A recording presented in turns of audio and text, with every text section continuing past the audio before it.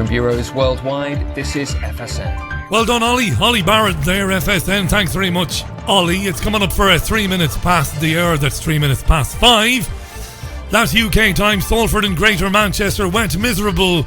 Absolutely bloody awful today. Hope you've had a good day, though. Jordan Maxwell will be with me today for sure. He will. I've just spoken with him. I'm looking forward to that so much you've no idea. And I look forward to hearing from you, because all you need to do is tweet the programme. It's at Richie Allen Show on Twitter. Richie Allen. Yes, that's the one, Richie Allen. It's the Richie Allen Show. Broadcasting live on richieallen.co.uk and multiple platforms around the world. And now, here's your host, Richie Allen. Yes, Jordan, so you can tweet comments and questions to me and I'll get through as many of them as I possibly can. It is Wednesday, August 28th, 2019. This is your Richie Allen Show. It is broadcasting live right here in Manchester on Fab Radio. I say here in Manchester, of course, Greater Manchester. I'm in Salford. I'm proud of it. And on multiple platforms, triggerwarning.tv, of course, the TuneIn app, and much more besides as well. Lovely stuff. Lovely stuff. Yeah, good old day today. Miserable. Got soaked into the skin this morning. Soaked into the skin. Did the stream on YouTube, the live stream, looking at the newspapers. Then I got togged off. Or togged on. Togged off. We say togged off. Got the old shorts on. T-shirt. Off down Liverpool Street I ran. Off down towards Regent Road I ran. And then turned around and came back and went up Langworthy Road about 6k and got soaked into the skin. But you know something? I really enjoyed it. I really did. It was great. Great fun. And good form. Now, miserable day, but not as humid, so it's kind of welcome. It's kind of welcome.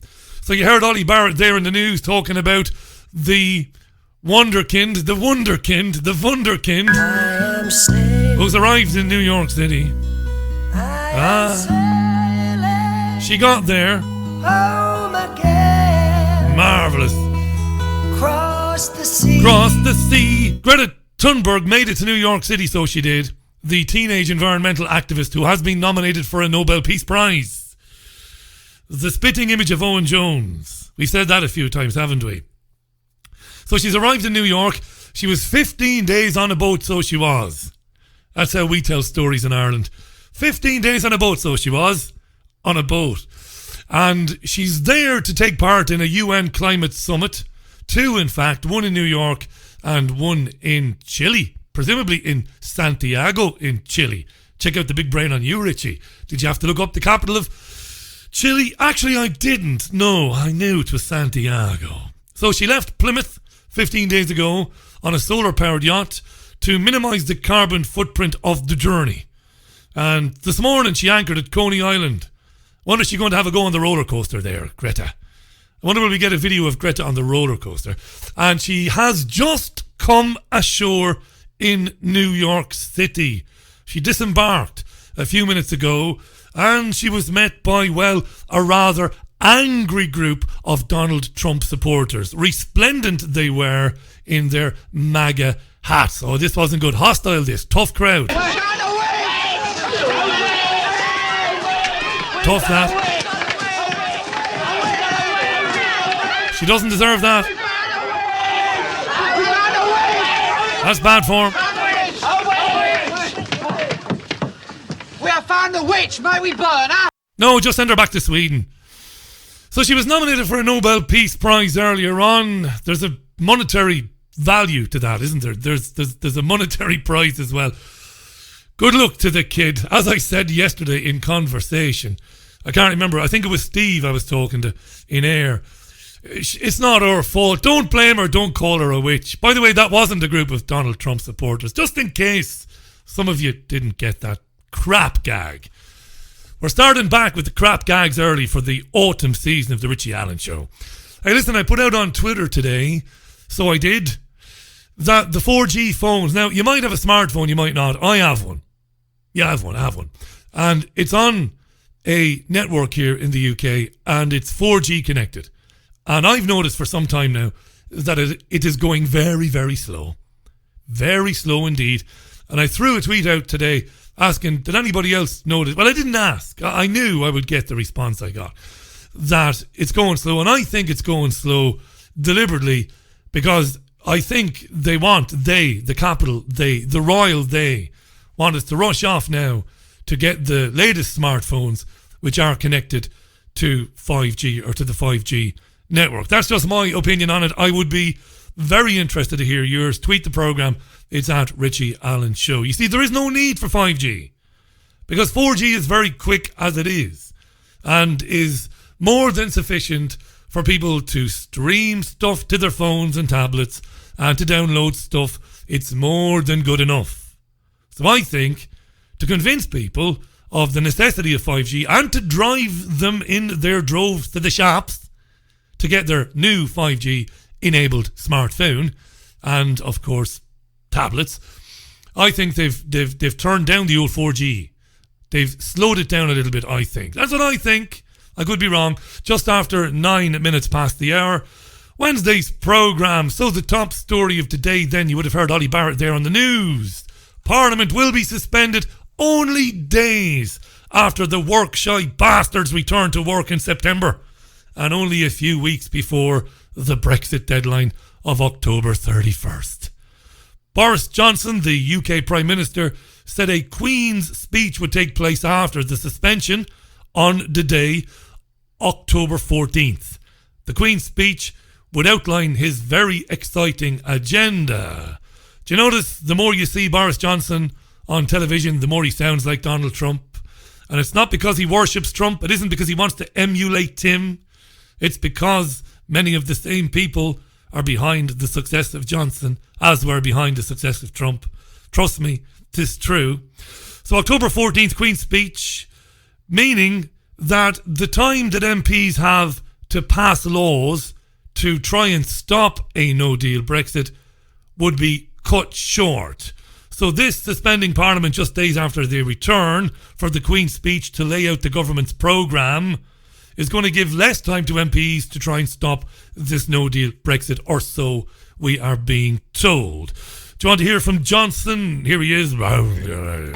As I said on the steps of Downing Street, we're not going to wait until October the 31st before getting on with our plans to take this country forward. And this is a new government with a very exciting agenda to make our streets safer. It's very important we bring violent crime down. We need to invest in our fantastic NHS. We need to level up education funding across the country. We need to invest in the infrastructure that's going to take this country forward for decades. And we need to deal with the cost of living, moving to a high wage, high productivity economy, which is, I think, what this country needs to be. And to do that, we need new legislation. We've got to be bringing forward new and important bills. And that's why we are going to have a Queen's speech, and we're going to do it on October the 14th. And we've got to move ahead now with a new legislative programme. There will be ample time on both sides of that crucial October the 17th summit, ample time in Parliament for MPs to debate the EU, to debate Brexit and all the other issues. Ample time. All you should take from this is we're doing exactly what I said on the steps of Downing Street, which is that we must get on now with our legislative domestic agenda. People will expect us. We need to get on with the stuff that Parliament needs to approve on tackling crime, on building the infrastructure we need, on technology, on levelling up our education and reducing the cost of living. That is why we need a Queen's speech, and we're going to get on with it. Going to get on with it. Boris Johnson there saying that he's really only thinking of the domestic programme. In announcing the Queen's speech, it's all about the domestic agenda, he said. Sky News political editor Beth Rigby basically calls him a liar. What this manoeuvre is all about, from the government's point of view, is prolonging the suspension of Parliament by having a Queen's speech after party conferences, which basically means that Boris Johnson's team are ending this parliamentary session to bring forward a legislative programme on October the 14th, which he says is all about laying out his domestic agenda. He says, no, it's nothing to do about Brexit. This is about the parliamentary, my domestic agenda. That is just not true. This is also about trying to limit the time that MPs have in Parliament to debate and try and block a no-deal Brexit. And in effect, what he's done by doing this is that they've taken, I've worked it out, 4 to 7 parliamentary working days from MPs. And given that we have less than 65 days now until Brexit, these are crucial days where they could be trying to get on with trying to block a no-deal exit. So this is an attempt to try and thwart opposition MPs, to try and limit the time that they have on the in the legislature to try and legally block a no-deal Brexit. Beth Rigby there. He's lying, says Beth. He's lying. What are the various opponents of no deal going to do about it? Corbyn, of course, Jeremy Corbyn, the leader of the opposition, is the Liberal Democrats in the guise of Joe Swinson, Nicola Sturgeon, SNPs. What are they going to do about it? Well, here's Rigby with her, I suppose, her supposition. This is what she thinks will happen. You've got a number of things going on now. You've got legal attempts to try and stop Boris Johnson and his government proroguing Parliament in this way up in Scotland and elsewhere. There's going to be some legislative attempts, so MPs getting on with stuff in there. And there's also the option that they actually sit in an alternative Parliament. But, I mean, this is clearly a massive, explosive moment that Boris Johnson is trying to defy MPs that are very worried about a no-deal Brexit, but they do still have time as well. This isn't completely shutting down Parliament. This is extending the time in which they're away doing conferences, and he's effectively, instead of them returning on October the 7th, they now return for the Queen's speech on October the 14th. So there's still manoeuvring, but I think also politically the ploy by Mr Johnson and his government is also to challenge MPs to say, come on then, try and block my Brexit on October the 31st. If you try and do that, I might call an early election. And he's trying to pit himself as the man who is standing up for the people against a parliament that is trying to, in his words, frustrate the will of the people in that 2016 referendum. Standing up for the people, we've heard that right across the world, from Donald Trump to the Brazilian president to presidents and prime ministers in places like Italy, of course, in Hungary, of course, all these guys who are pitting themselves as, or positioning themselves as, the defenders of the people. They are liars. But yet hundreds of millions of people are all too keen or all too eager to grab on to that lifeline, to that oar proffered from the ship. Yes, this guy is standing up for the people. And a number of you have mentioned on Twitter already that you have noticed that Johnson, as I mentioned a few minutes ago, is beginning to sound more and more like these other leaders than Donald Trump, because many of the same people are behind these people. Many of the same shadowy figures who promote these people, who advise them. And again, go to NeilSaundersMindControl.com. The brilliant Neil Saunders has done extraordinary work on this. These guys are no friends of the people, even though I'm a committed Brexiteer myself for reasons I've laid out a million times. These people are not in it for you or for me or for the working class or the working people or middle income or middle class people. I hate the bloody class nonsense. They're not in it for us. Of course not. Not in a million years. What a mess. What a mess. Shall we leave that one alone, shall we? Let's leave that one alone, because I've said it 1,000 times. 17 and a half minutes past the hour, the Richie Allen Show for Wednesday, August 28th, 2019. Here's the story that broke on Monday. In fact, it might have broken on Sunday. It was picked up on Monday. Then it was dropped, but RT, to their credit, or to its credit, is doing a great job in keeping it alive because it's very important. The Home Secretary, Priti Patel, has been asked to basically withdraw from any cabinet discussions about a new $6 billion defence contract, which is to be awarded very soon.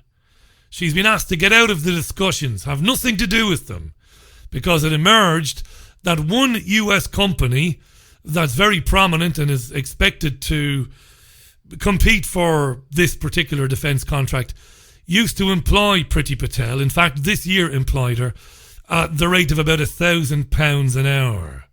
This is the revolving door thing we talk about all the time. It is corruption writ large. I'm not going to accuse Patel of corruption. I'm going to accuse the system itself of allowing the corruption. So there's a £6 billion defence contract up for grabs. It's a communications one. And a company that is bidding for it has very recently employed the Home Secretary Priti Patel. So the Liberal Democrats, among others, are kicking off about this and are complaining that Patel has worked for this company. The company's name, by the way, is Viasat, right? And she worked for them just before her appointment as Home Secretary, creating a risk, obviously, of a conflict of interest. Now, Priti Patel is an obnoxious human being. Hold that thought. This story, as I said, emerged on Monday or Sunday. RT's keeping it alive because it's very important. Here's RT with the story. Listen very carefully. Priti Patel, the Home Secretary, is facing accusations of a conflict of interest after it emerged that she was being paid £1,000 an hour to work for Viasat, a company that wants to bid on a contract to supply next-generation military communication systems to the UK. Now, that contract is said to be worth £6 billion. And there have been calls for Ms Patel to recuse herself from any cabinet conversations as to who will get that contract. Patel originally declared on the 3rd of June, when she was a backbencher, that she worked as a strategic advisor to Viasat from the 1st of May to the 31st of July, earning £5,000 a month for an expected commitment of about 5 hours a month. But after she became Home Secretary on the 24th of July, she changed her declaration to show that she had stopped her work for Viasat at the end of June to avoid any suggestion that there was an overlap between her doing her work for Viasat and her new position as Home Secretary. Yeah, Viasat, yeah. You see, you could write on the back of a feckin' stamp what Priti Patel knows about the military and what Priti Patel knows about communications. You could write on the back of a stamp. It's no coincidence that this odious woman, this obnoxious hag of a woman, has worked for this company so soon before being appointed Home Secretary and so soon before this company is among the leading bidders for the £6 billion defence contract. This is shocking stuff. I've said it before, it's not so much that they should stop working for these companies before being appointed to the cabinet. You should be precluded from ever holding any cabinet position if you've ever worked for such companies. Jesus, in ancient Rome, they would string people like Priti Patel up, right? Right. Anyway, here's Lib Dem councillor Rochelle Shepherd-Dubé. I'm not advocating, by the way, stringing anybody up. I don't believe in capital punishment. Here's Lib Dem councillor Rochelle Shepherd-Dubé. She's not impressed. She has done something wrong because she's going to be talking about a £6 billion defence contract for a company that's been paying her £60,000 a year to be a consultant. Now, how can you be actually sure that she's doing the best thing for the UK and not the best thing for the company she was working for as well? Do you think rules will change? How would you like now to see the conduct of MPs? Stop them doing other work in case they're given a top job?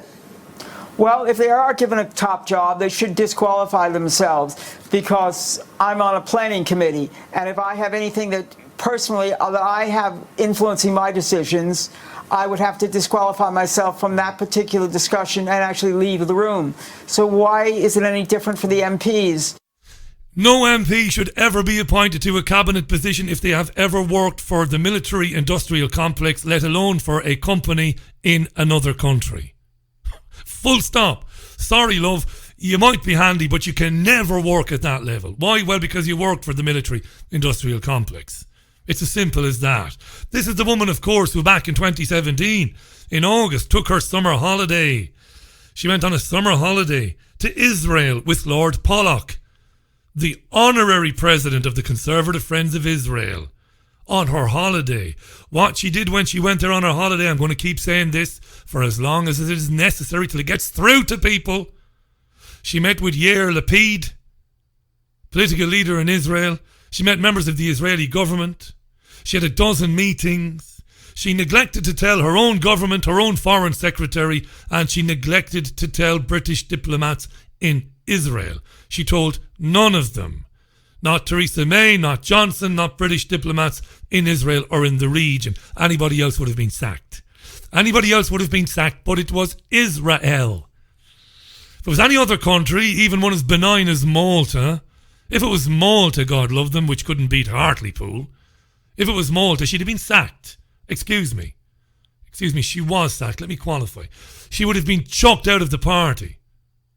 Gone, and she would never have been seen again, let alone make it to the Home Office. This is a very connected woman, Priti Patel. If it was Russia, she'd have been destroyed. Dreadful, dreadful, dreadful. What is she, Grandpa? Bitch. She is, Grams? She's a bitch. She's a proper bitch, Priti Patel. Speaking of Israel, and I say this again, nobody should ever be appointed to the cabinet. Ever. If they have ever worked as a contractor for the military, for pharma, for whatever. Precluded. Gone. Sorry. You can't have that job. You can't have that job. We often bitch about the BBC, and more often than not, or pretty much every time we do, we're justified in doing so because of what the BBC is. But to its credit today, I'm going to give you a little tip. And I think wherever you are in the world, you can access this. The BBC has made a little film on Palestinian children who are being held in Israeli military detention. And it's very good. And I'm very impressed with the BBC. The BBC is reporting on the fact that the Israeli Supreme Court wouldn't hear a petition by human rights groups demanding that Palestinian children detained in Israeli jails be allowed to telephone their parents. Now, I'm not going to wax lyrical, I'm not going to rant on about what I think about Israel. You know what I think of Israel. I've said it a million times. I might say it a million times again in the future. It is vile on every level. It keeps children locked up without giving them access to legal aid, refuses to let them see their parents. It tortures children, subjecting them to 24 hours of bright lights in cells and then 24 hours of darkness. It abuses children. This is the Israeli government now. Awful stuff. And the BBC are drawing attention to this today about the plight of Palestinian children in Israeli military jails. And it's a report by Mega Mohan. That's Mega, M-E-G-H-A Mohan. And it's called Palestinian Conflict Even, Diaries of Childhood in Israeli Military Detention. It's good stuff by the BBC, and I recommend you look at it. Go to bbc.co.uk/news. If I think about it a little bit later on, I will put a link to it on my Twitter page. How about that? Okay, hi to Ricky Emmett. How you doing, Ricky Emmett? Hi to Steve James. How you doing, Steve? To Irene Potashner. How you doing, Irene? To everybody else who's tweeting the programme right now. If I don't mention you, it's not because I'm ignoring you. I don't see all the tweets. Hi to Mark Best. How you doing, Mark? Yes, that's right, Mark. Yeah, absolutely. To Phil Traharn. How you doing, Phil? And to Greg Corkish. How you doing, Greg? Nice to hear from you. To Liz Jones as well. And to everybody tweeting the Richie Allen Show. Daniel Cowling as well. How you doing, Daniel? It is 26 and a half minutes past the hour. It's time to take a tune which will bridge a gap nicely while we get Jordan Maxwell on the phone. And Jordan Maxwell is standing by. I can't wait to speak with the great man himself. In the meantime, this is Van Morrison. Top tune this. Music from Van Morrison into the Mystic on the Richie Allen Show. It's exactly 5:30 p.m. here in Salford in Greater Manchester. What a tune that is. What a tune that is. Welcome to the programme if you've just joined us. Live, of course, on August 28th, 2019. Right across the media, Fab Radio 2 here in Manchester. TuneIn Radio, triggerwarning.tv. Multiple platforms around the world. How do I introduce my guest today? Well, it's been ages. It's been an age since he's been on the programme. I can't believe, he probably can't believe, that it's 60 years now plus that he's been researching the field of occultism and religious philosophy. 60 years. He's a one-time religious editor of Truth Seeker magazine, of course, a very famous old free thought journal.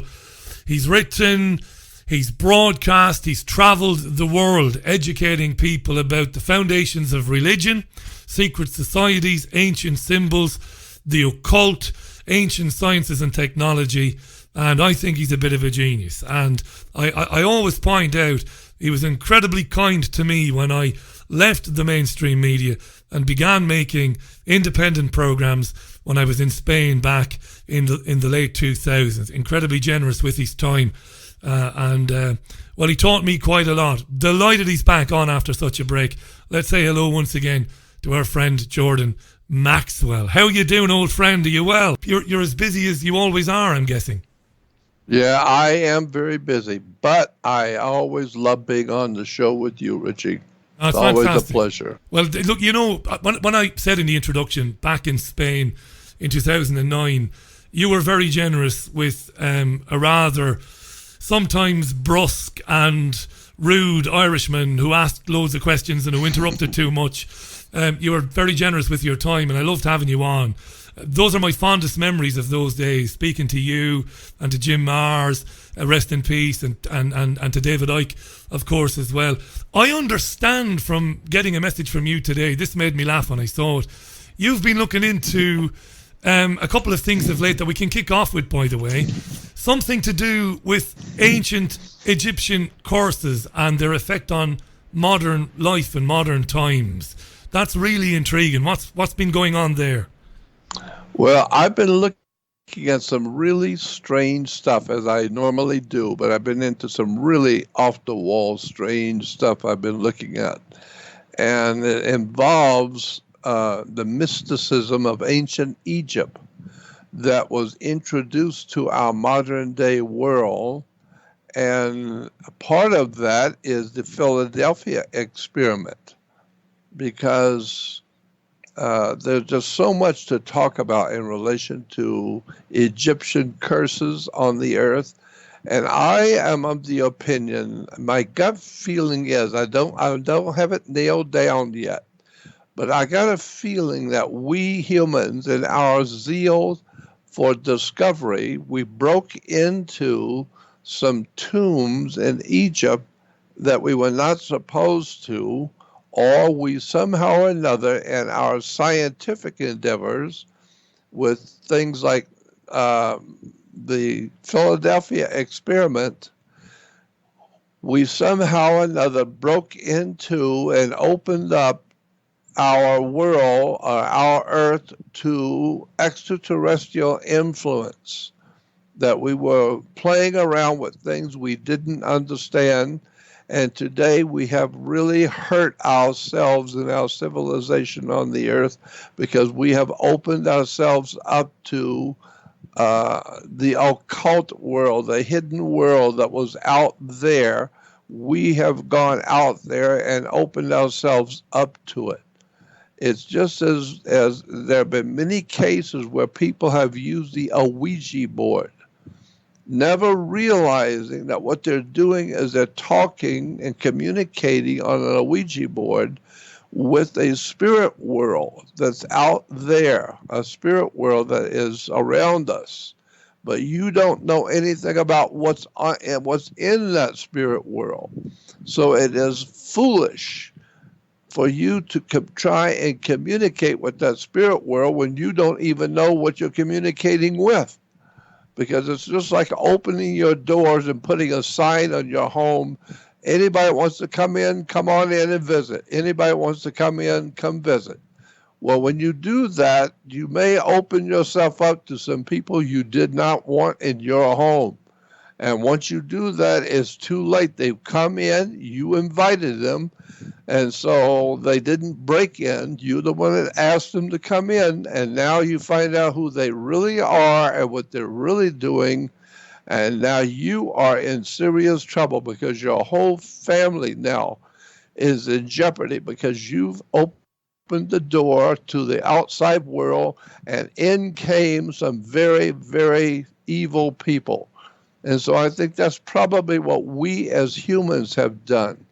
We have been tampering with UFOs and extraterrestrial intelligences and magical systems of cantations and inviting the spirits to come into us. With Indiana Jones and the Last Crusade and Indiana Jones and the Raiders of the Lost Ark and Hollywood and all the magical systems, I think we have done something, and foolishly we have opened ourselves up to something very dark that was out there, but we opened the door and it came in, and now we can't get rid of it. And whatever it is coming in, and it does not care about us. It is a very evil and profoundly evil, deadly presence on our earth that is destroying our life as humans and our civilizations, our institutions. We are so corrupt now because of this higher power that is now insinuating itself on us. It's now moved into our world. And it's influencing, and you think it's influencing our world. Because that's really, really important. And I'd love to talk more about Ouija boards with you, because I'm hugely interested in that phenomenon. But before we talk about Ouija boards, let's stay with ancient Egypt. I didn't know a lot about the Philadelphia experiment, other than, I should say I don't know a lot about it, other than some people believe that the US managed to make one of their ships invisible, and not just radar invisible, but apparently physically invisible, which of course we would understand to be impossible. But apparently there are many people who believe that they did do it, and that they actually found a way around physical laws. And you think that's connected to discoveries made in ancient Egypt, Jordan? I wrote that very idea down to remind me to talk to you about it. Yeah, it's called the Philadelphia experiment. And I wrote this down to make sure I talk to you about it. Yes, there is something very important that went on that we have not been told about, and we've been misled to believe that there was nothing to it, when in point of fact, I think we humans opened up some kind of a connection to the other world, and it is now destroying our civilizations and our humanity on the earth. Whatever it is, we opened up a door to something that we have no control over today. And is it, you mentioned two things which I would understand to be different things. You said demonic and you said extraterrestrial. Now, I would have thought those were exclusive or mutually exclusive things. I wouldn't have thought they were one and the same, because I believe, obviously, that we're not alone in the universe. I think I'd be stupid if I thought any different. But I believe that there might be benevolent and malevolent entities out there, good and bad. But demonic is something entirely different. You want to explain that to me and to my listeners, because this is fascinating stuff. What sort of entities are coming through? Demonic, because that almost sounds like satanic or purely evil, or extraterrestrial. Are they the same? What did you mean by that? Well, when I say demonic, I mean demonic. I mean entities that are not, we cannot see them, but they are here. They would call them spirits, demons, devils, extraterrestrials. Because when you ask a child, where is God? God is out there. Well, if God's out there in the stars, that means he's extraterrestrial. Then you ask Christians if they believe in angels. Well, the very word angel, God is El in Hebrew, and angel means a messenger of God. So where are God's angels? Well, they're out there. Well, then that means they're extraterrestrial. They're not from here. And so when you think about the extraterrestrial, I believe that some of them are interdimensional, that there may be physical ones, EBEs, what the U.S. government calls them, EBEs, extraterrestrial biological entities, extraterrestrial biological entities. little creatures that have come from out there who are actually real, and you can see them, and once in a while humans will actually have face-to-face meetings with these little creatures. But above that, I believe that there is an extraterrestrial other world of intelligence that's interdimensional. That they move in and out of our dimensions, and I am totally sure, no doubt in my mind, that the idea of interdimensional existence is true. There's no doubt about it, because I've seen too much evidence for it. I believe that there is another dimension. Multiple, maybe. Dimension. Even multiple dimensions that obviously we can't see because of our narrow field of vision, because our vision is tiny, isn't it, Jordan? And it might be happening all around us, and things might be going on. People might be moving around. Creatures, people, other beings, but of course we can't see very little outside of the narrow scope of vision that we have. That's right. Can I just say this to you? A friend of mine has reminded me that Elon Musk, who's obviously a very famous alleged philanthropist who's very interested in technology, he has said in the last few years that the rush towards artificial intelligence, because we're rushing towards designing artificial intelligence systems that can think. He basically said a few years ago, apparently, that by doing this rush to artificial intelligence, we're summoning a demon from beyond. How interesting that. Because that goes along with much of what you've been looking at and reading about and talking about for many years. Yes, right. Let me give you an example. I was out to dinner many years ago with Colonel Tom Bearden and Dr. Bob Beck and some of the other speakers at these big conferences in Los Angeles. And we all went out to dinner after the conference was over. And we were all sitting around. All of these are major names in military and scientists and astronauts, etc. And we're all sitting around the table talking one night. And Colonel Tom Bearden, I don't know if you've ever heard of him, but he's a really incredibly brilliant man, working for NASA, working for the U.S. government as a physicist. And he was there at dinner, and I made a mistake, being stupid and young. I asked him in front of everyone, I said, Colonel Tom, I said, can you tell me something about the Philadelphia experiment? And he says, Jordan, I am not at liberty to talk about that subject. And being stupid, I just opened my mouth just to change feet. So I said to him, well, I don't want any national secrets, but is there anything you could tell me at all about the Philadelphia experiment? And he looked at me very coldly and he said, I said I cannot talk about that subject. Now drop it. Don't go there anymore. Just drop the subject. So you knew by his response that there was obviously more to it than just a theory or a rumor.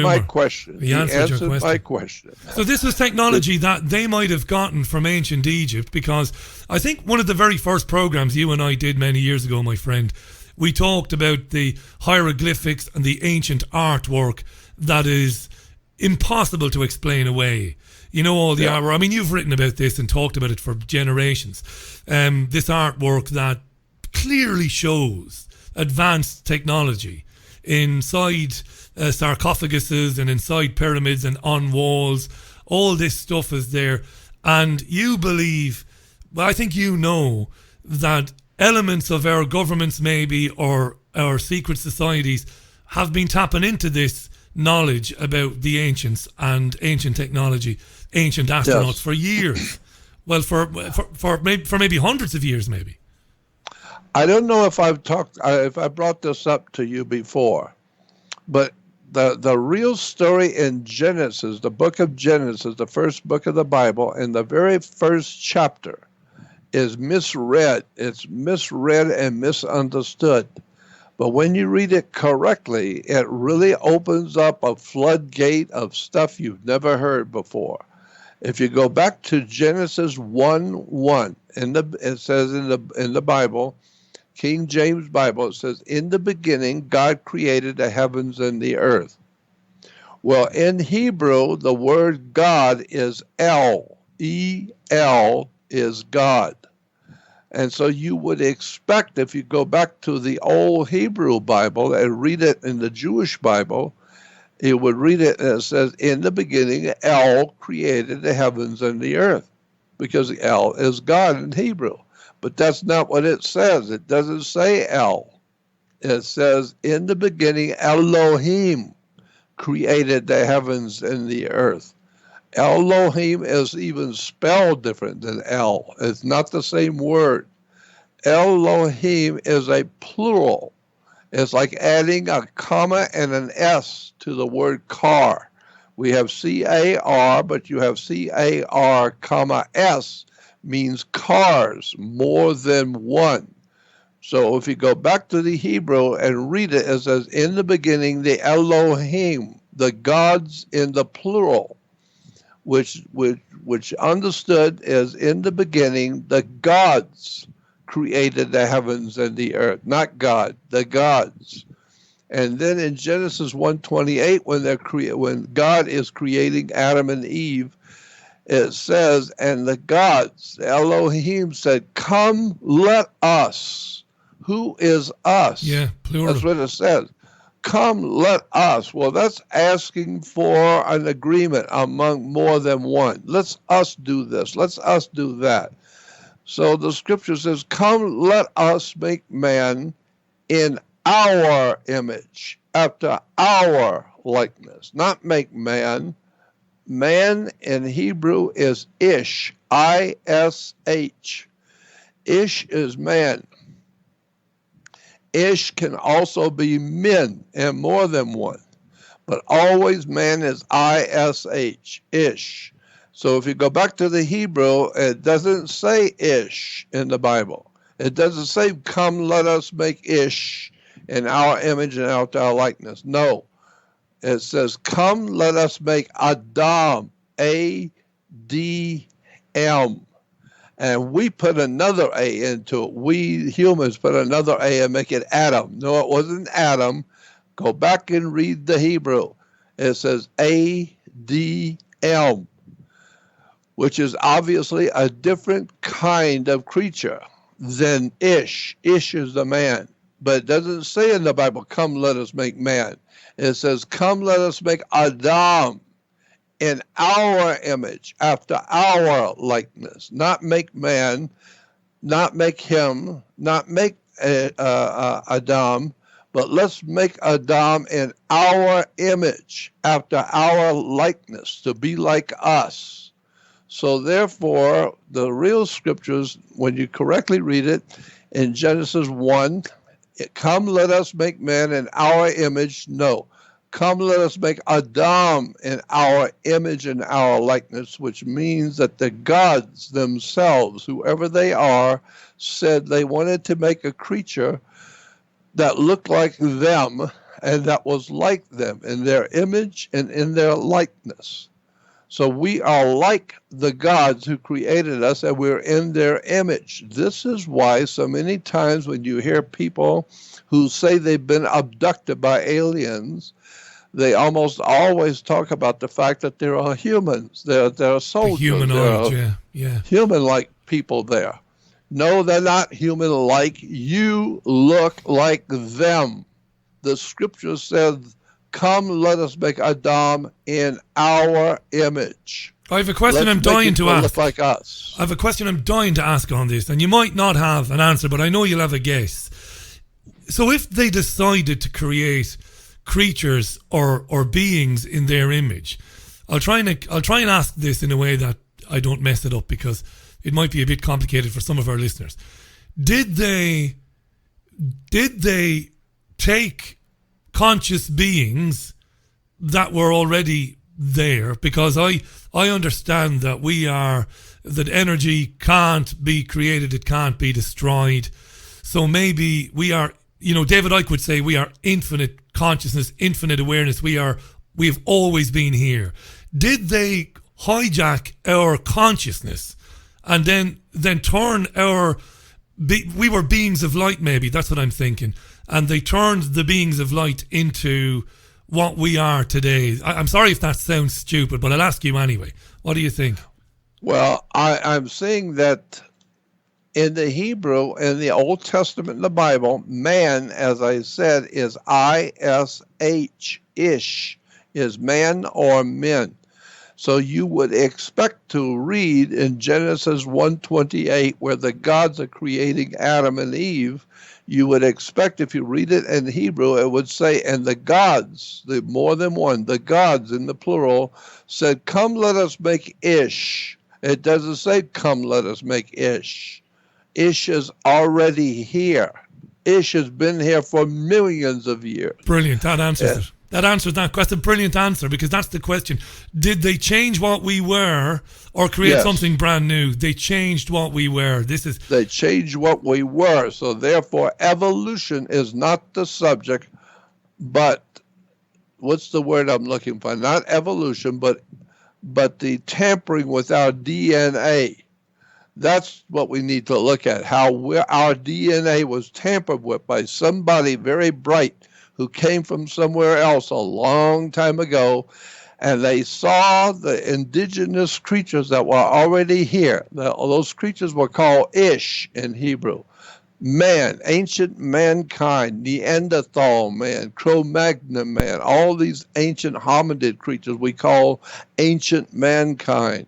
But these creatures came here from another world. They came down here, and that's where God was out there. And that's where the angels come from, out there. Well, they came here from out there, and they confronted the Ish. That's our Neanderthal, the cavemen, the old ancient ones who walked upright. And they saw us, and they said, let's make this creature look like us and be like us. Why? So that later on we can commingle with him, and he will be so stupid he won't even know it. So they make us to look like them by tampering with Ish, the female Ish, with her DNA, and they put their DNA in her, like Zachariah Sitchin and so many others have talked about, and they started messing with our DNA.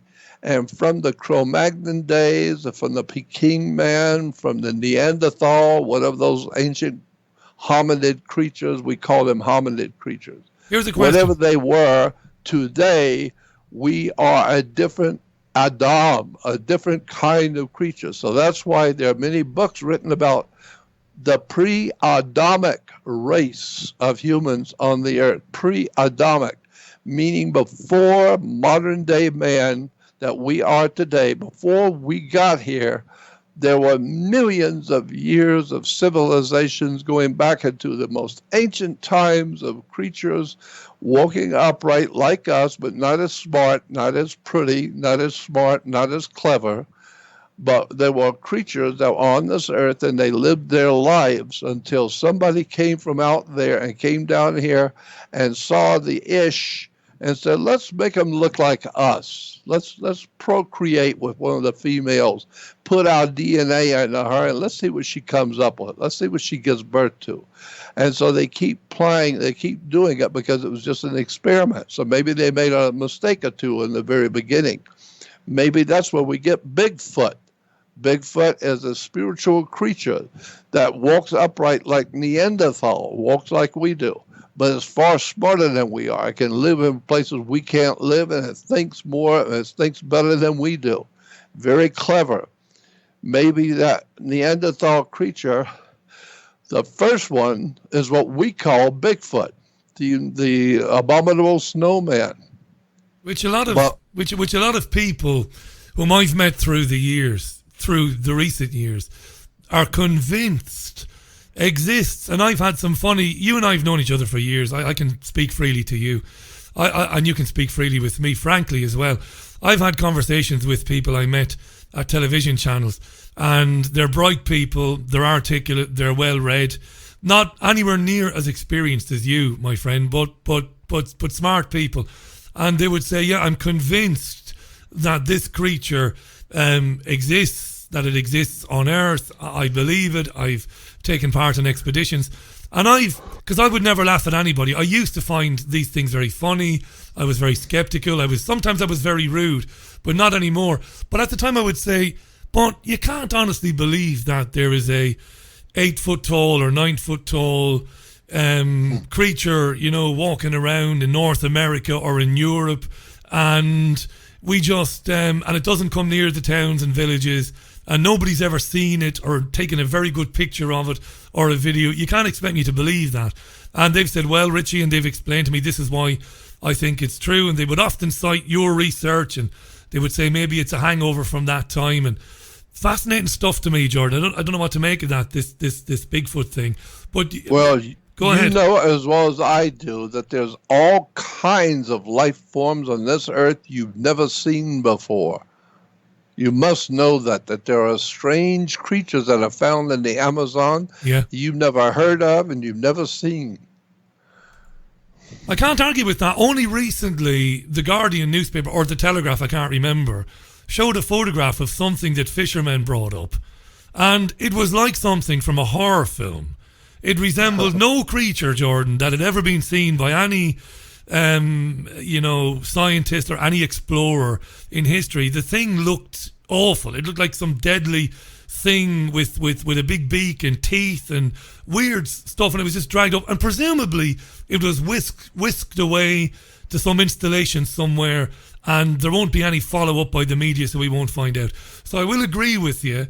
At times, scientists, fishermen particularly, do find things in the deep, and they're the weirdest, strangest looking entities that you could ever imagine, and yet nobody follows it up, and nobody does any real investigation. So I wouldn't dismiss it at all.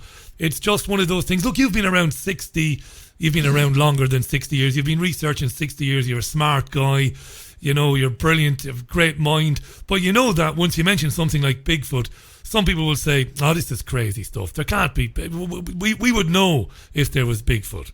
That's what they will say, Yeah, I know. Well, wait till you come face to face with something you've never seen before, and something that a creature you've never even imagined that could exist. And boy, there's a lot of cases around the world where people who don't believe have come face to face with things in the jungle that they had no idea in the world existed. Yeah, I have had too many experiences in my life that tells me that there are life forms here that you don't know where they've come from, and you have no idea what they're doing here. Things that don't look like they belong here. I've read a number of accounts from soldiers, from guys who were on expeditions, harmless people who had no history with making absurd claims. And I've read stuff in newspapers over the years, and I've seen people talking on telly, and I know they believed it. And just like you said, they claimed to have seen things that didn't look like they belonged on planet Earth. So I'm definitely going to endorse that. Let me remind our listeners, Jordan Maxwell is live on the line. What a pleasure it is to have Jordan back on the show. It's been way too long. Jordan's website is jordanmaxwellshow.com.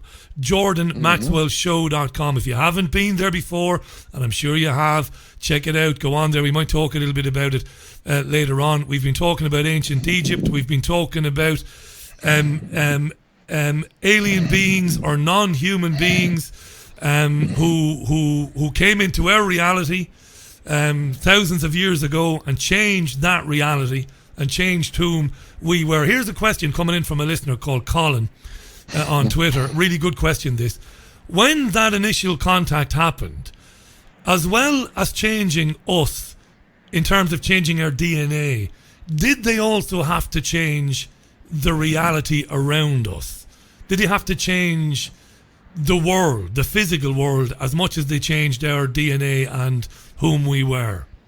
Well, of course, if you're going to live a whole new kind of existence, coming from a Neanderthal hominid creature that stands upright, but more looks like a half monkey, a half ape. This is what the Neanderthal creatures look like. We call them hominids in science. Look up the word hominid, and you will see in dictionaries that science has dug up and found so many fossils of upright creatures that walk bipedal like we are on 2 feet, that looked kind of like humans the way we were built, but they were not human. They were Neanderthal creatures. But from that Neanderthal, if you had put into the female Neanderthal DNA from someone who's come from out there, where God is, where the angels are, and they came from out there, they came here, is what the Bible says, that God came down to the earth and looked around, and the angels came down. If the angels came down and they procreated with the Neanderthal females, and put half of their DNA as angelic creatures into the DNA of the Neanderthal, and what comes from that? What does she give birth to? She gives birth over a long period of time of playing with the DNA, playing with it and redoing it, until finally we've taken from Neanderthal to today, our modern day humans. And we are talking about God when we don't realize the word as Elohim, the gods in plural. This is why in Genesis, in the 10 Commandments, God says in the 10 Commandments, I am the Lord your God, and I will not have any other gods before me. It doesn't say I am the only God in the universe. No, I am the Lord your God. You picked me. And so we now know, history now knows, that the Jews, the ancient people of the world, were not monotheistic people. We're told that the Jews were first monotheistic people on the earth, meaning monotheistic means the worship of one God. So we're told that the Jews were the first people to worship one God. No. Misunderstanding. The word is not monotheistic, it's H-E-M-O, mono. Mono means one God. It's Heno, H-E-N-O. Heno means a worshiper of one God from a group. So it's as if you have 15 gods standing in front of you, and you're asked, which one do you want to follow? And you say, oh, I'll follow him. I'll take that God. And if he agrees with you and says, all right, I will be your God and you'll be my people, well, then we could say you are the worshiper of one God. Yeah, but there's 15 of them, and you picked one. And so that's why God says to the Israelites, I am the Lord your God. I'm the one you picked, remember? And so it's just like today, in modern day world, a young man is getting married. He's engaged to a young girl. And he says to her, there are other young men out in the world better than I am, probably more handsome than I am and wealthier than I am. But you made a contract with me. You picked me and I picked you and I gave you a ring. So there may be other men out there, other young men, but I don't want you messing around with any of those young men. We have an agreement. I am the Lord your God. I am the male in your life. I'm going to be your husband, not all these others. And so God said, I am jealous. Jealous of who? Jealous of all the other gods who are equal with him. The Elohim, the other extraterrestrials have come down. They're just like him. But the Hebrews picked that one. So therefore we could say they are the worshiper of one God. One God because they picked that one. Heno, spelled H-E-N-O. Look it up in the dictionary. Henotheistic means to pick one God from a group. Well, the group in Hebrew is Elohim, the gods. So the idea is that there's something going on here on the earth in our creation that we've never been told in Christianity and Judaism. We've never been told what's really actually happening on our earth and how we got here. I remember asking a rabbi many years ago, a very famous rabbi. Today he's very famous. I asked him, to explain Genesis 9:1, or was it 6:1? I think it's Genesis 6:1, where it talks about the flood of Noah's day and Noah's ark. And it said when the waters receded and the ark came to sit on dry land, God said to Noah and his wife and his 3 sons and their three wives, the 8 souls that were on the ark, the scripture says God said to them, now that the flood is over, go out, be fruitful, and multiply, and replenish the earth. And so I called the rabbi and asked him, I said, is that a correct translation where God says to Noah, go out and multiply and replenish the earth? Replenish. R-E means redo it again. And he said, that's exactly right. Why? And I said, because in Genesis 1:28, it says that the gods who created Adam, after they created Adam and his wife, the God said to him, Adam, go forth and replenish the earth. Go forth, multiply, and replenish the earth. Why would God tell the first couple, Adam and Eve, to replenish the earth? R-E means do it again. Why? Because they were not Ish. Ish was thousands and thousands of years of humans being on the earth, or creatures being like us on the earth. But we were a new creation, an Adam. That's why there are books written about a pre-Adamic civilization. Before we got here as we are today, what was here 500,000 years ago? What was here? Were they like us? Did they dress like you and I with suits? Did they drive Cadillac and cars? What were the creatures that walked upright that we came from? What were they like? Well, they weren't like you and me. They didn't look like our women. They weren't beautiful. They were strange creatures 500,000 years ago, 1 million years ago. We don't know what they look like, but we do have the ancient hominid creatures that science talks about. The different people like Lloyd Pye and Zachariah Sitchin, and God knows all the other writers about the ancient and prehistoric life forms on the earth. And today we look like the gods who came here and created us. That's why I said, when I hear people talk about they were abducted by aliens, and these aliens for some reason look just like them. They look like grown men. It's because they made us to look like them. It's not because you were looking at other humans. No, you're looking at the gods who created you and said, let us make Adam in our image, after our likeness. Let's make him look like us and be like us. Not in mine, not in singular. I'm glad you mentioned Lloyd Pye, because Lloyd was on the program with me back in Spain many years ago, and I know that he died about 6 or 7 years ago. Lloyd, maybe even 8 or 9 years ago. What a lovely man he was, Lloyd Pye. Oh, yes. A lovely gentleman. And I believed him. I believed Lloyd, and I believed that he was absolutely sincere. And for our listeners who don't know, I'm so glad Jordan brought Lloyd's name up.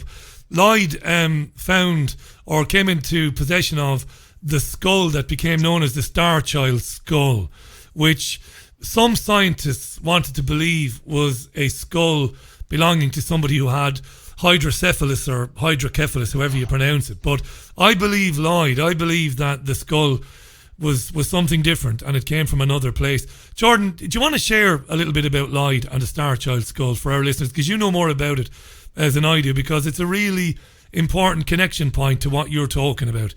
The Star Child skull, very important that. Yeah, Lloyd Pye, P-Y-E. Look him up on the computer. Go to YouTube and go to Lloyd Pye, P-Y-E, and watch his lectures. He was able to come into contact. He was given a skull in Mexico by a young Mexican woman, supposedly had the skull and gave it to him. I don't recall all the details. I talked with him many times. He was a dear friend. But he had a skull that was not human. It had no parts of it was looked like human. The eyes were not in the skull where humans would be. The whole skull was totally different. It was thicker and made out of different material and was not a human skull, but it looked kind of like human. But it wasn't human. And so he had it examined all over the world. And the people who examined it, all the scientists said, no, this is not human. Whatever it is, it's not from here. And so he was going around showing the skull to everyone that it was given to him in Mexico of a star child. He called it the star child. It was a small child's skull that was not human. And nobody knew where it came from. And they took examples of it. They cut pieces off and sent it to laboratories, and they said, this is not human, whatever it is. We've never seen anything like this. So he has a skull of a creature that was found in Mexico, and his name was Lloyd Pye, and he's fascinating when really you good. listen to him.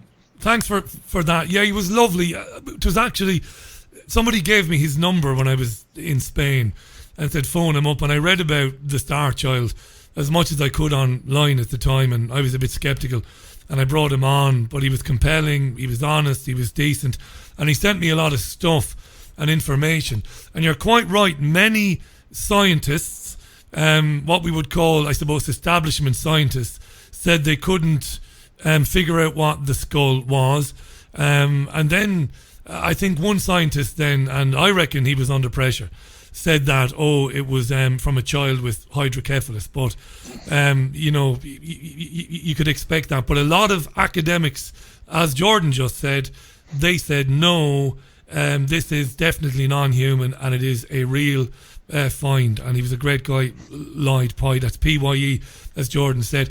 We've had a lot of questions, my friend. Coming in for you, the great Jordan Maxwell is our guest today. It's coming up for 20 minutes past the hour. It's the Richie Allen Show for Wednesday, August 28th. And I suppose we could segue a little bit into the influence that these gods have on events today, on the chaos that we are witnessing today all around the world. And before we kind of chat a little bit about that, I've had an excellent question come in from Charlie, who asks a brilliant question. He says, now you might have been following this story. You might not, because I know you're busy. But Jeffrey Epstein is a famous billionaire who died in custody in New York a couple of weeks ago. And he's believed to have been a paedophile. And he's also believed, Epstein, to have supplied children for very, very famous people, politicians, and even royal family members. Some people believe that Epstein was working for intelligence agencies to blackmail famous people. Anyway, Epstein died, and Charlie says, Jordan loves numerology. What does Jordan think about the fact that Jeffrey Epstein was 66 years old and he was killed on the 6th day of the month? What do you think, Jordan? Is it significant, or could it be significant? I suppose it could be significant, but I do believe, my feeling, I don't look at politics very much, but I do believe that Jeffrey Epstein was working for a very, very powerful secret society in this world as a operative for an intelligence organization which wants to control all the leaders of the world, all the leaders. And the best way to do that is to put them in a compromising situation, provide them with children, provide them with sex, provide them with money, provide them with anything they want, and photocopy them and photo them and put them on tape and on film when they don't know they're being filmed. Now you've got them. Now you can control them. And I think that's what he was doing, was getting a very famous people in the world that were very important to the world movement of commerce and war and munitions, etc., getting national leaders involved in pedophilia and all kinds of dark stuff, and photocopying them and photographing them and putting them on film and tape so that they could be controlled by some very, very dark secret society of powerful people in the world who want to control the whole earth. And the best way to do that is just have on film national leaders. That would be horrible if it came out in the press, if you saw national leaders doing things with children you would not believe. And so that's the way I think Epstein was being used. I think he was being used as an operative for an international intelligence agency to bring people in, get them to come in, big shots and all the big millionaires and the heads of the government, and the heads of military and the religious orders, get all the big shots in the world involved in all the dirtiest, filthiest stuff they can find, and eventually you'll control them all. And I think that's who he was. And that's why when he went to prison, it's just my opinion, but when he went to prison, they were supposed to watch him on a suicide watch. And he all of a sudden ends up dead. It's because somebody either bought him out and got him out and took him back somewhere to protect him. Somebody got him out of prison. If you're that powerful with that kind of money and that kind of political power, you could get anybody out of prison. The Rothschilds and the Rockefellers can get anybody out of prison any day they want because the prisons were built by them.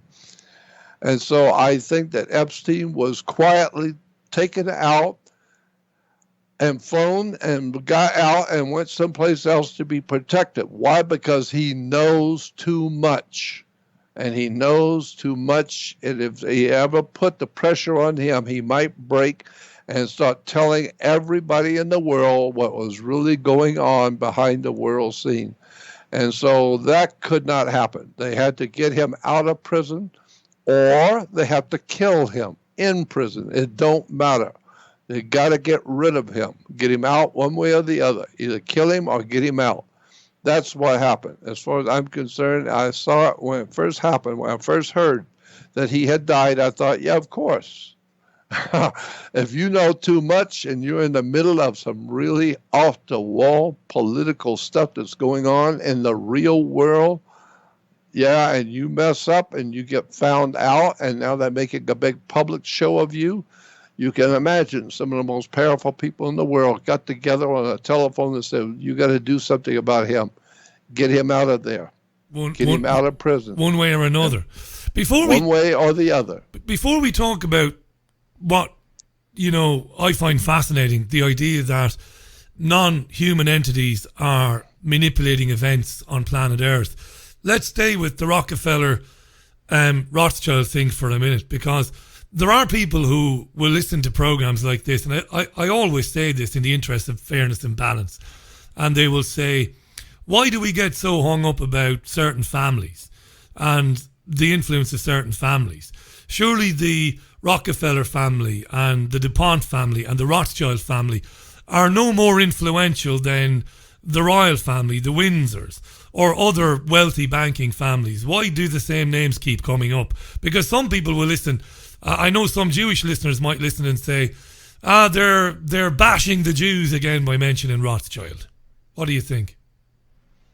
Well, these are the names that we are given by the press, by the media. These are the names that were made to be famous among we humans on the earth.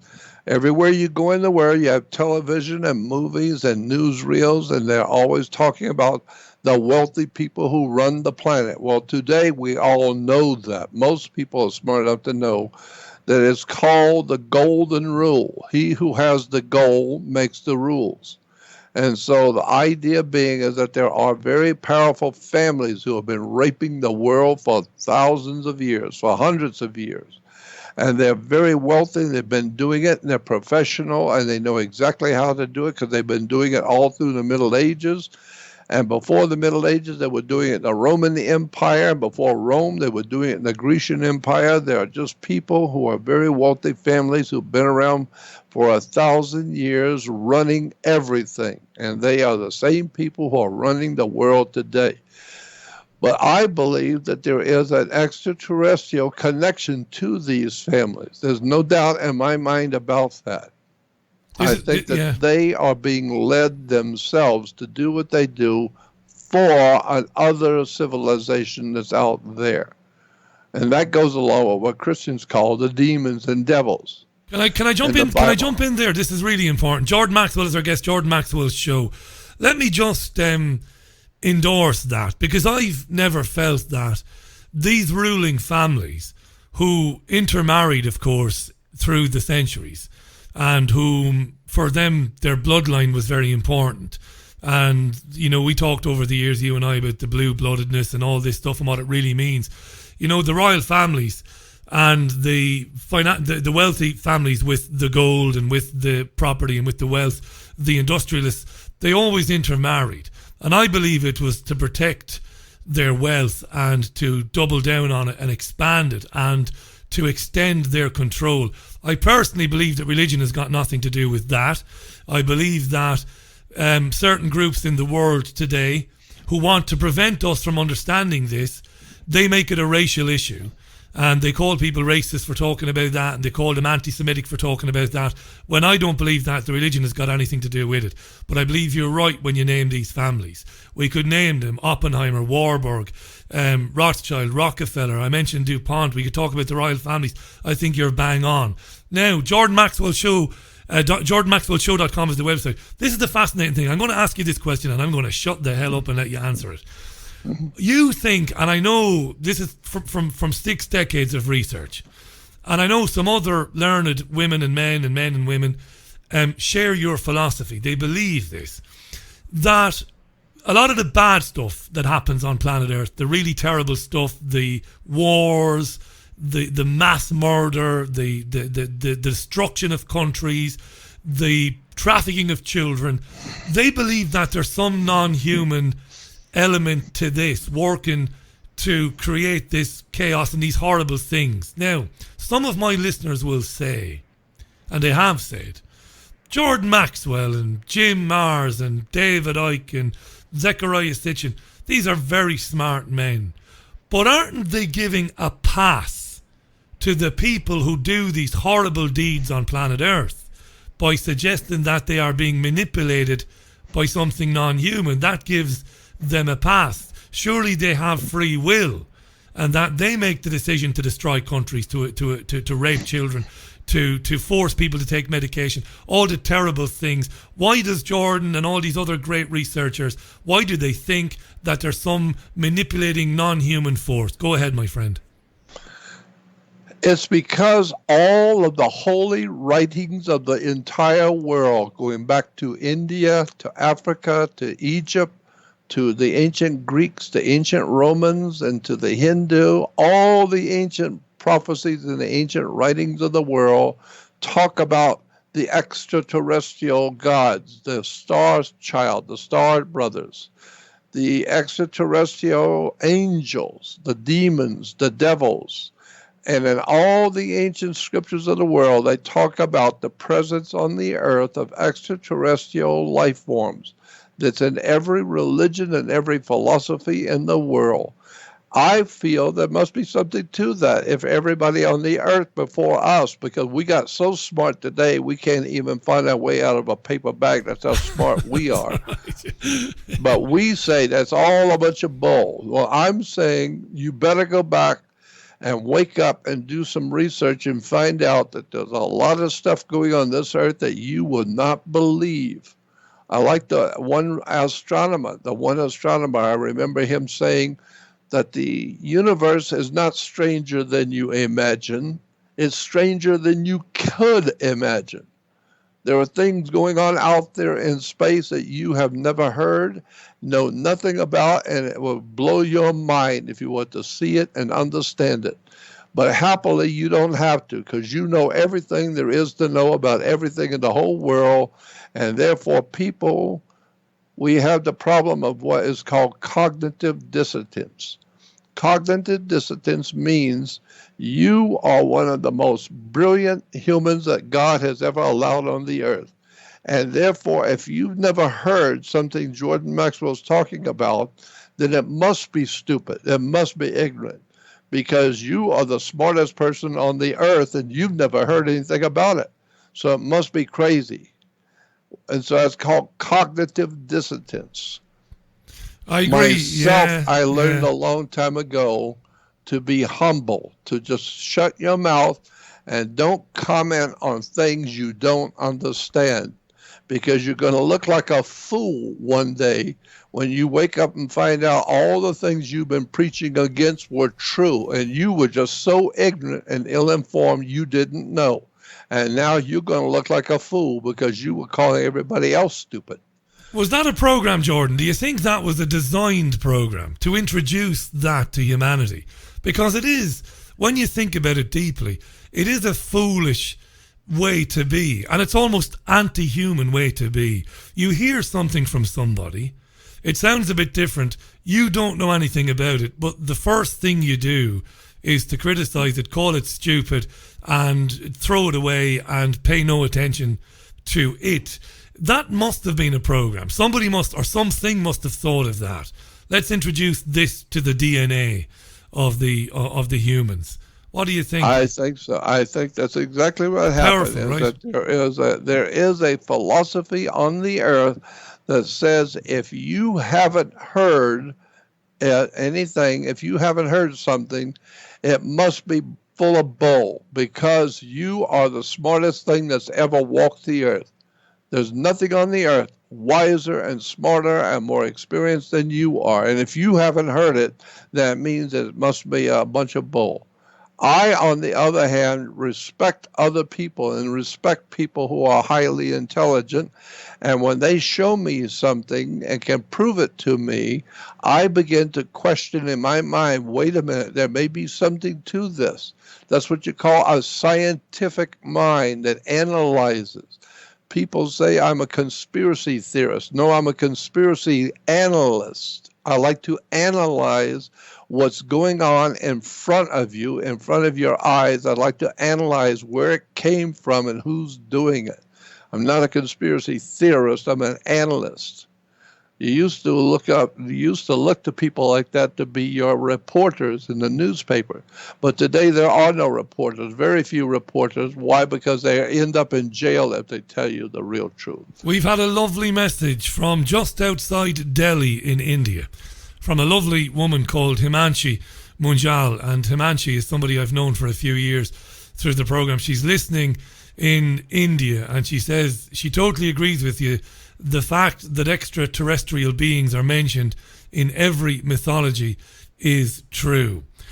Thanks, Himanshi. What about the arch skeptic who says that cultures have always had urban legends and stories that are told to protect people or to teach people lessons in life, that we've always had these fairy tales, and we shouldn't be surprised that these fairy tales show up in all of these cultures? I'm just being the devil's advocate, Jordan. I should be careful what I say to you, by the way, because when I say devil's advocate, you might have an answer for why I chose to use devil's advocate. But look, I'm sympathetic to what you're saying. Of course I am. You wouldn't be here otherwise. But what about those who say, come on, we've had these urban legends all through our history. These are stories like parables to teach people to protect themselves, their property, and their children. Go ahead.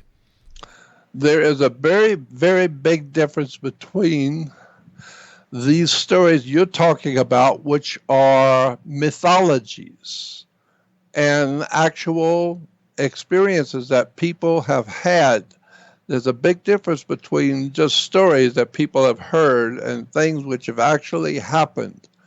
And that's what got me started on my work a long time ago. Some 60 years ago, I was given a book to read, and the book set me on my course in my life. And the book was called The Complete Works of Charles Fort, F-O-R-T, The Complete Works of Charles Fort.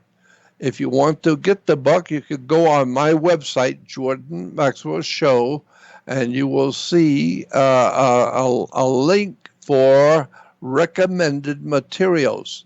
click on recommended materials and go down till you see the book Complete Works of Charles Fort. Buy it, get it, click on it, and it will take you to Amazon where you can buy the book Complete Works of Charles Fort. It will blow your mind. The stuff that's in there, that book was been around for many, many years. And what it is, it's a book about all of the strangest occurrences in the world, the strangest things that have happened on the earth that nobody has an explanation for. No one can explain. But he details in his book, Charles Fort details in his book footnotes telling you where he got the information, who wrote the article, what paper it was in, what page number in the book. He gives you all the information. If you want to go back and read it yourself, you go back and do the homework and find these articles written all over the world about things that most people have never heard and have no explanation for. Well, that got me started thinking when I was 19 years old. So I'm telling you that there's a world of knowledge out there you've never been privy to know about.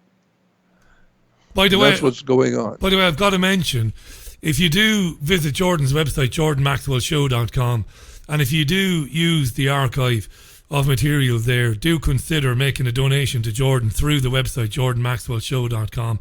I think it's only right and proper that you support the independent media where you find information that's valuable and useful. Do support the person who provided that information. Otherwise, we don't have an independent media. So that's jordanmaxwellshow.com. I know you make no secret of how long you've been around.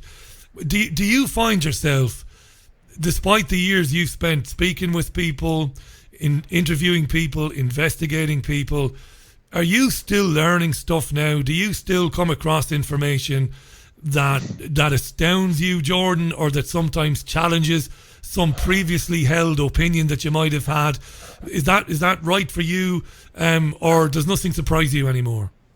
No. A lot of things do not surprise me, but continually I am being given knowledge by people from all over the world, from England, from Africa, from Asia, from Russia, from China.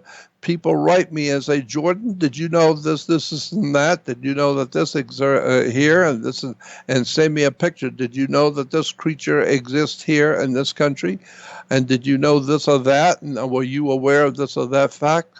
And I'm learning stuff every day from all over the world I've never heard of before.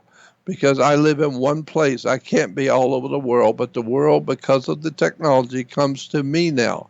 And I have had so many different people send me pictures and articles that were published in books and magazines and newspapers about strange things that nobody can explain. And I love that subject. It's called cryptozoology. Cryptozoology is the study of creatures that you've never heard of before that are on the earth. And you might want to wake up and find out that you're living on the earth with creatures you've never seen and do not have any idea where they've come from. The whole study is called cryptozoology. Yeah, we had that Montauk monster. Do you remember that a few years ago? And that I've got a picture of it somewhere. Utterly bizarre. And I mentioned earlier on, things have washed up on beaches that are beyond insane in terms of the way they look. They do look like something from Dante's worst nightmare, Edgar Allan Poe's darkest dreams. And sometimes, you know, as I said, the creatures are whisked away and nobody says anything ever again. Or sometimes we get a kind of a ham-fisted press release where some scientist will say, oh yeah, we figured out what that was. It's just a bit of a squid, or it's just a bit of something else. And I don't believe them. I think they're telling lies. So here's the question. I know they are. You know they are being told to tell the people. You want your salary, you want your money from the government, you want your paycheck. Yeah, well then you go out and tell the people what I tell you to tell them. And if I hear you, I had in Los Angeles, when I had my office in Los Angeles, I had a very, very well-known, famous newsman on television on one of the major networks come to my office one day, and I was shocked to see him. Here was a very famous man on one of the major networks on nightly news, and I was shocked he was coming to see me. And he said, Jordan, I just wanted to tell you personally, when I got the job with the network to be the newsman, they made me sign an affidavit. I had to sign it in front of witnesses that I'm giving up all of my rights as an American, and that if I say anything on television, which is not on the idiot board that they've written down for me to say, I read everything. Every night I read it. And if I say anything on the air that I'm not reading on the board, I can be arrested and put in jail. I signed away my rights to freedom of speech when I went to work for the network. They made me sign an affidavit that says if I say anything that's not written down, I go to jail. I just thought you might want to know that. So when you're listening to the news at night, just remember, whoever's giving you that news at night, yeah, they have to say what they are told to say, because it's their job. They're being paid to do what they're doing, and they're being paid to say what they're told to say. So I learned that a long time ago. Yeah, and there is a German journalist who died a couple of years ago, and I can't think of his name, and I'm embarrassed now. I should be able to think of his name, but he endorsed that. He said this publicly. He said that basically the news was propaganda, and that they were, that they weren't doing news, that the information they were putting out wasn't in the public interest. It wasn't necessarily true. I can't remember the name of this guy. Maybe one of my listeners will tweet it out. That's absolutely right. This is a question I suppose you and I have considered, and we've only got about 10 minutes left today, by the way, with Jordan. It's flown by today. JordanMaxwellShow.com is his website. Please check out Jordan. I know Jordan is not new to many of my listeners, but for some of my listeners coming through Fab Radio 2, coming through triggerwarning.tv, they might not be aware of Jordan, and they're new to the independent media. We're in the presence of a genius today. This is a great man. Check him out. And if you do use the website, if you do use the materials, where you can afford it, do donate a couple of bucks to Jordan Maxwell. Otherwise, we don't continue with the research, or he doesn't continue with it. So do help him out there. Where are we in 2019? Are we on the verge or the edge of a new era of enlightenment?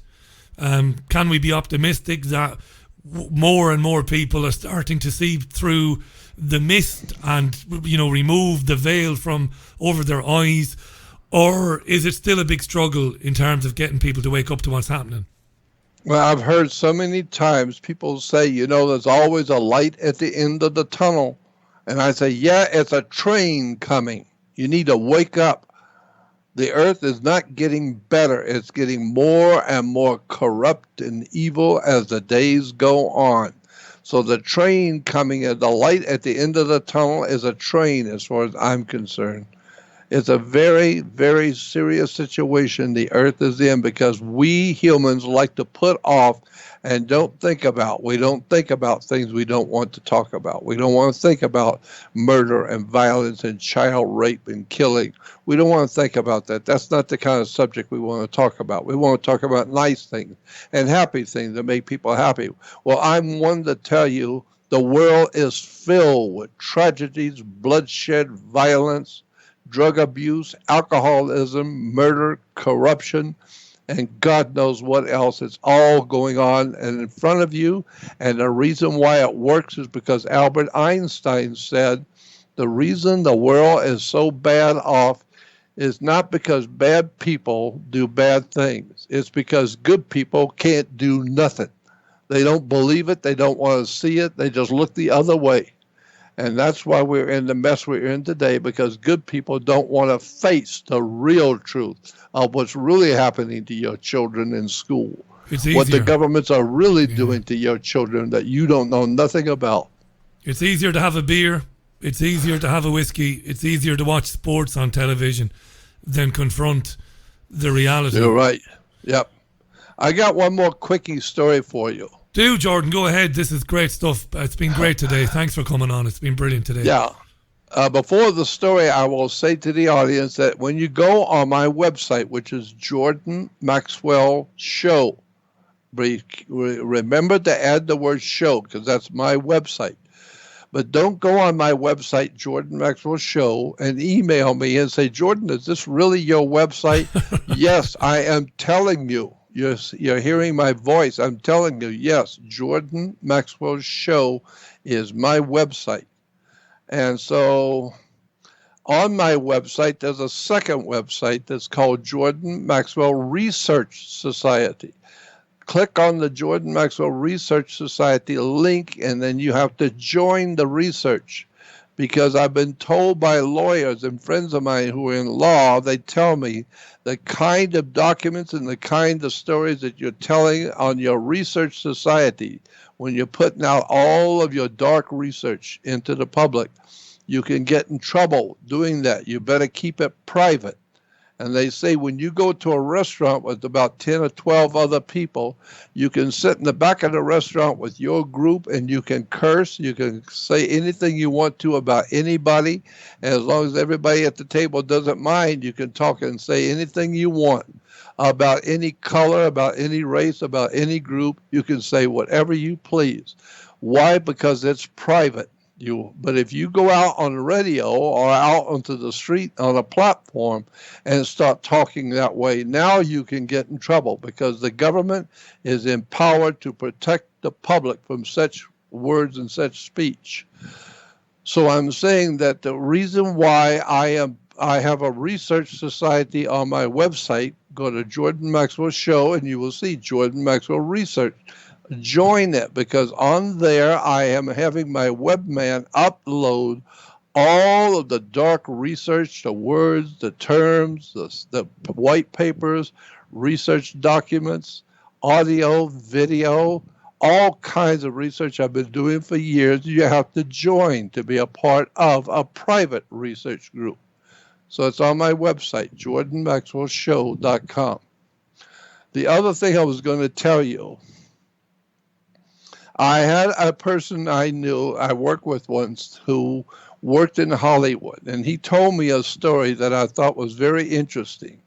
He said he worked with Steven Spielberg, and Spielberg was making a movie or shooting some kind of a movie or something in Southern California and way down between Los Angeles and San Diego. And it was way out in the woods. It was way out in the sticks. There was nothing around at all. And they set up a whole motion picture operation out there in the middle of nowhere. There's nothing around, and that's where they were making the movie. And he said that it was so barren, there was nothing out there, that everybody had to ride in scooters or bicycles. And he said in Spielberg, he had a golf cart. And so he could roam around the different places on his golf cart. And he said, but I had a scooter, a little Mickey Mouse little scooter, so I could roam around too. And so he said, one day at lunchtime, I see Steven Spielberg coming by a little golf cart. And he said, I work with him, but I've never had a chance to sit down and talk with him. And he said, so I got on my scooter quickly and took off to catch up with him. I wanted to say hello and talk with him. And he said, as I caught up with him, out in the middle of nowhere, no trees or bushes around, nothing. He says, I caught up with him. He turned around to acknowledge he heard my scooter, and he heard me. He didn't turn around to see who it was. He just turned around to let me know he heard me. And then he turned back around and looked straight up in the sky and shook his head saying yes. And when he shook his head saying yes, he said, I saw him do that instantly. The moment he did that, boom, out of nowhere, two men popped up on the road dressed in black. They had black jackets on, black pants, black sunglasses. And he said they were totally dressed in black, but they instantly popped up out of nowhere. And he said, I almost hit them.